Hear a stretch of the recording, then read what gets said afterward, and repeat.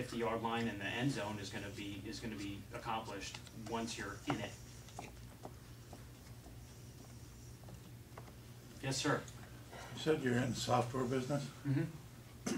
How do you feel about the outsourcing of people and contracts? Sure. It's a market necessity right now. Okay, let me stop you then. Okay. The reason we aren't getting any great new jazz musicians is because there's no place for the young people to go to hone their trade. I think it's the same thing with programming. Sure, I agree with you. Now let's talk about. And when I say it's a market reality, look at the tech companies. Look at Red Prairie. Look at Red Prairie and why that they're looking to pick up and leave, because they don't have the jobs. The individuals that can fill those roles just aren't here. They're already outsourcing them, half of them from Atlanta, Georgia. Okay, most of the people that are doing our development work are in Texas or they're in Colorado. You know, would I like to have a team of that do the specific kind of programming that we do that's a defense-based? Sure, but the reality is this isn't a home for it.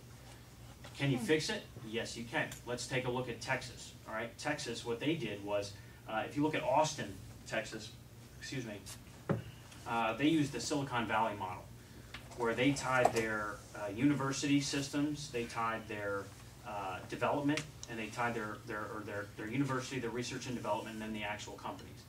So you get these kids that are studying, you know, software development and programming.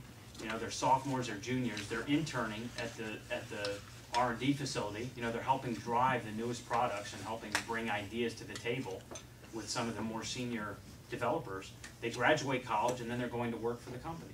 I mean, there's almost a pipeline of success that's there, and they've done this in the Valley. And right now, Austin, Texas, is if it's, I would say it's probably surpassed, if not surpassing, California in terms of software development. And that was a planned response. I mean, they planned it that way. Well, we haven't started any of that. No, absolutely we haven't. You know, and this is another thing I'm going to say is that, look, we don't have to reinvent the wheel. We really don't. I mean, there are some states that you can look at that have done some phenomenal things. Texas being one of them. You know, Indiana being another one. Mitch Daniels. You know, when he got elected, he went in and dissolved their commerce department, and it was almost as an atrocity as ours. And he created the Indiana Economic Development Corporation. And he gave him a mission: move at the speed of business, not government. I wish I'd invented that line. It is. It's a great line. Yeah. But it was a public-private entity. You know, and you look at their success rates right now, it's unbelievable. Unbelievable. Again, we don't have to reinvent the wheel. There have been very successful things that have been done in other states, and I think that we need to start replicating some of those things here in Wisconsin. Look, Doesn't Epic though somewhat kind of have a model like you're talking about? Epic? Yeah. I mean, they do medical software stuff. Yeah, they're, Okay. They're out of Verona. I mean, they've got a campus that's modeled very much after Microsoft, if I remember correctly, in some ways. I mean, their focus is different, Sure. obviously. Well, yeah, and Microsoft, I mean, that was pretty much, Microsoft was, I mean, that was the Silicon Valley model that they did. But, I mean, I think we need to be doing that on a much broader scale. You know, I could tell you a story. I mean, I was at a business meeting for my own in D.C., and I was sitting next to a woman that was complaining on the phone, and I turned to her and I overheard her talking about bringing her company in Texas was looking for a place to bring a call center.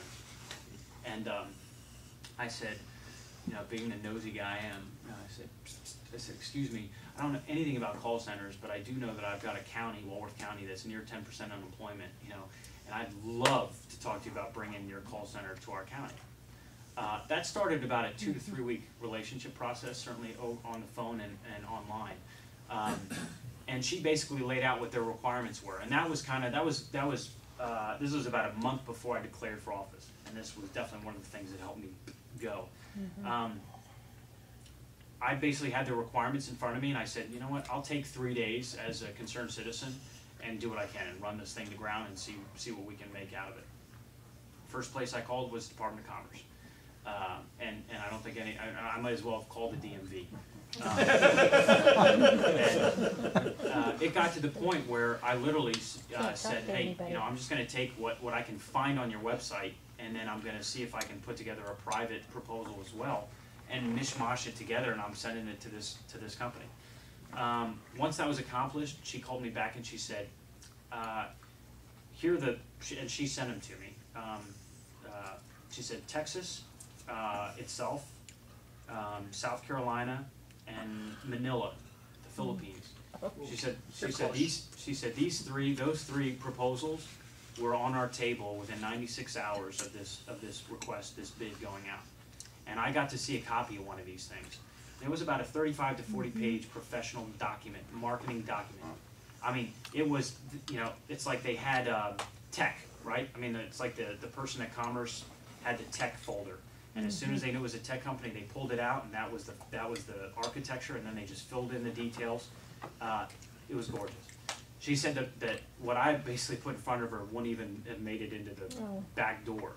I mean, and I knew it was a paltry excuse for a proposal, but what was very infuriating was that, I know that these businesses, once they get serious and they actually get into that process, they're making their decisions, on almost in a 96-hour, once they actually get moving towards it and they're committed and the dollars are laid onto it, they're making their decision in a week, 2 weeks. We just don't have an efficient enough work. Oh, so I called the Department of Commerce and I said, hey, do we have a marketing department? They said, well, we did a couple years ago, but we stopped funding for it. Really? So that's just one of those instances to me that says, look, we're not, and as a tech company, you look at dark fiber, right? And dark fiber is the, that's basically the cable network that you need. And dark fiber means it's not turned on. So all these high-tech companies that they keep talking about that they want to bring in, well, you need high-speed, high-speed internet, but you need fiber. Well, really, the only real true line of fiber runs from Milwaukee to Madison. And I put the question to actually my own county economic development individuals and said, hey, we ourselves as a company are starting to think about putting together a data center. And I'm going to have dark fiber. And they said, well, you can just find someplace along that line. Or I can pay the $2.5 million to basically dig the trench, put in the line myself. I think that ideas and motivation and efficient, all that stuff has just become stagnant. I mean, it's stagnant in Madison, right? I mean, we've got to start getting very creative if we're going to pull out of this. The traditional methodologies, I think, right now are insufficient. I mean, we are not at that. Well, our state's not doing so well. I mean, we're not. I mean, we're what, ranked right now 10th. 10th worst economy. 11th worst. We're tied with states. A state like Illinois. Third worst business economy. Yep. And as part of that reason, like with Commerce, should Commerce have been right on the ball to help that woman or whoever it was to try, or you basically for the call center? In my world, in my concept of it, absolutely. I mean, in my Department of Commerce, and now I'm not advocating that I want to be the Secretary of Commerce. That's not my, that's not what I see as my role. I do hope we get a Secretary of Commerce, though, that's not, traditionally the guy that donated, so much money. I mean, yeah. Let's actually get somebody that's able to get in there, a turnaround CEO, right? But in my Commerce, somebody should have been on that phone with that lady immediately. Right. Somebody should have been on the phone with me and said, all right, dump it, give me the details, what do I have to know, and then I got the ball, I'll take it from here. Thank you very much, Mr. How many people did you have to get through before you found an answer that we I don't would- have a marketing person? And about 3 Actually, or 4? if you go to my website, I think it's still there, but I will definitely send a link to Kirsten, and you can see what occurred when I called. This was actually in retro. I was putting together. We were putting together just some web clips, and I called the Department of Commerce. And this is now months after that original conversation or attempt. And the woman answered the phone and said, Secretary of, or Department of Commerce. And I said, look, I'm trying to find out some information on how I can get the incentives to bring a business, into my county. And she said, what county are you in? I said, I'm in Walworth County. So pause. Chief Eagle. and she said Walworth County.